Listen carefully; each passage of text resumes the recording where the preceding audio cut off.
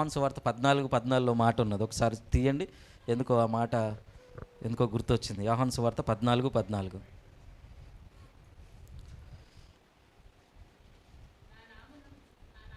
నా నామమున మీరు నన్ను ఏమి అడిగినను నేను చేతును. మైక్ ఇవ్వండి, ఎవరైనా మైక్లో చదవండి. నా నామమున మీరు నన్ను ఏమి అడిగినను నేను చేతును. మీరు నా నామమున, మళ్ళీ చదవండి సిస్టర్. మీరు నా నామమున మీరు నా నామమున మీరు నన్నేమి అడిగినను, డబ్బులు తప్ప ఏమి అడిగినను నేను చేతును. హల్లెలూయా. బైబిల్ స్పష్టంగా రాసిపడి ఉంది. ఏమని రాసున్నది అక్కడ? నా నామమున డబ్బులు తప్ప ఏది అడిగినను చేస్తాను ఉన్నదా లేదా అక్కడ? చదవండి సిస్టర్ మళ్ళీ.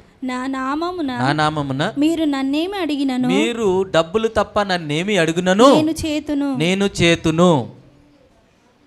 అలాగే ఉందా బైబిల్లో? అలాగే ఉందా?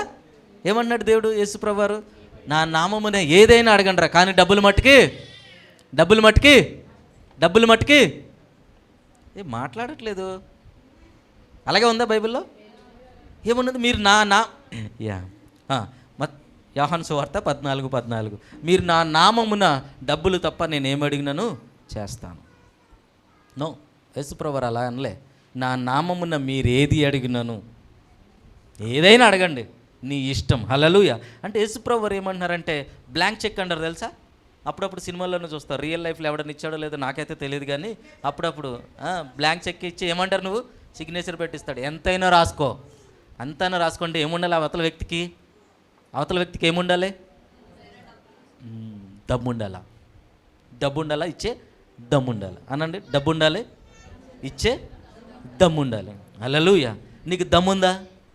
ఉంది. గొడవలు పెట్టుకోవడానికి దమ్ముంది, గొడవలు పెట్టుకునే దమ్ము ఉంటుంది. హల్లెలూయా. కానీ దేవుడు అంటున్నాడు బ్లాంక్ చెక్ ఇచ్చాడు, ఏదైనా అడుగు నిశ్చయంగా దానిని దేవుడు చేస్తాడంట. హల్లెలూయా. ఈ దినం మొదలుకొని మీరు మీ జీవితాల్లో ఏదైతే అడుగుతారో అది నిశ్చయముగా పొందుకుందురుగాక, తప్పక పొందుకుందురుగాక. ఎందుకు తెలుసా? యేసుప్రభువు వారు వాగ్దానం చేస్తున్నారు. కొన్ని సంఘానికి తెలియట్లా, కొన్ని అడగొచ్చా, కొన్ని అడగకూడదా. అవును కదా? మీరు కూడా ప్రార్థన చేసినప్పుడు ఏమనుకుంటారు? ఇది అడగొచ్చా, అడగకూడదా? ఎందుకు తెలుసా? నీ మైండ్ కార్నల్ మైండ్ అనండి, అంటే బ్రాడ్ మైండ్ కాదు నీది. ఏంటి నీ మైండ్? కార్నల్, చిన్న మైండ్ అనమాట. ఎంత మైండ్ ఇది? అది కూడా ఎక్కడ ఉంటుంది? హల్లెలూయా. చిన్న మైండ్ అది ఎక్కడ ఉంటుంది? మోకాళ్ళలో ఉంటుంది. అందుకని నువ్వు అడిగేటప్పుడు ఇబ్బంది పడుతూ ఉంటావు. చిన్న మైండ్, పైగా అది ఎక్కడుంది? ఉండవలసిన స్థానంలో కాకుండా వేరే స్థానంలో ఉంది. అందుకని ప్రార్థన చేసి కళ్ళు మూసుకుని అడగాలని ఉంటుంది. ప్రార్థనలో అడగాలని వెళ్తావు, కానీ అక్కడికి వచ్చిన తర్వాత ఏమనిపిస్తుంది తెలుసా? ఇది మన స్తోమతకి మించినది, ఎక్కువ ఓవరాక్షన్ చేస్తున్నాను అని ఏం చేస్తావు తెలుసా? ప్రార్థన ఆపేస్తావు. ఇదే డెవిల్ యొక్క స్ట్రాటజీ. హల్లెలూయా. అందుకనే కొంతమంది ఇంటి పక్క వాళ్ళు ఎదురింటి వాళ్ళు గొడవలు పెట్టుకుంటారు, నార్మల్గా పెట్టుకుంటారు. అదే కొంతమంది స్ట్రాటజీలు ఫాలో అవుతారు.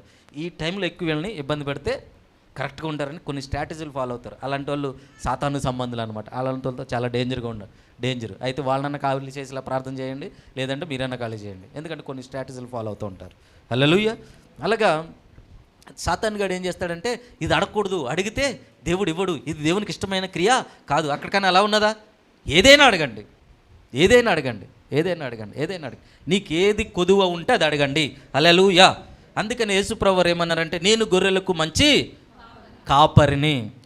గొర్రెలను ఎక్కడికి తీసుకెళ్తాడు కాపరి? ఎండుగడ్డి దగ్గరికా, పచ్చగడ్డి దగ్గరికా? హల్లెలూయా. అలాగే దేవుడు ఏమన్నాడంటే నేను మీ కాపరిని రా బాబు, ఏదైనా అడుగు. ఇప్పుడు కొంతమంది తల్లిదండ్రులని పిల్లలు ఉంటారు, వాళ్ళు ఓపెన్గా వచ్చి అడుగుతారు, డాడీ నాకు ఇది కావాలి. కానీ కొంతమంది పిల్లలు వాళ్ళ తల్లిదండ్రులను ఓపెన్గా అడుగుతారా? ఎందుకు అడగరు? వాళ్ళ తండ్రి ఎలాంటి వాడు? కఠినాత్ముడు, శాడిస్ట్. లేదంటే అంటే నేను ఎవరి గురించి? చిన్నపిల్లల కోసం కొద్దిగా ఊహ తెలిసిన వాళ్ళు కొన్ని అడగలేరు, ఎందుకంటే వాళ్ళ ఫ్యామిలీ బ్యాక్గ్రౌండ్ బట్టి డాడీ ఎంతే సంపాదిస్తున్నాడు. కానీ అదే చిన్నపిల్లలు ఉన్నారనుకో, వాళ్ళు ఏదైనా అడుగుతారు, ఎందుకంటే నువ్వు ఎంత సంపాదిస్తున్నావు వాడికి తెలియదు. అలాగే నువ్వు కూడా దేవుడిని ఏదైనా అడుగు, దేవుడు నిశ్చయముగా మీ జీవితంలో చేస్తాడు. హల్లెలూయా. అలాగే పోయిన వారం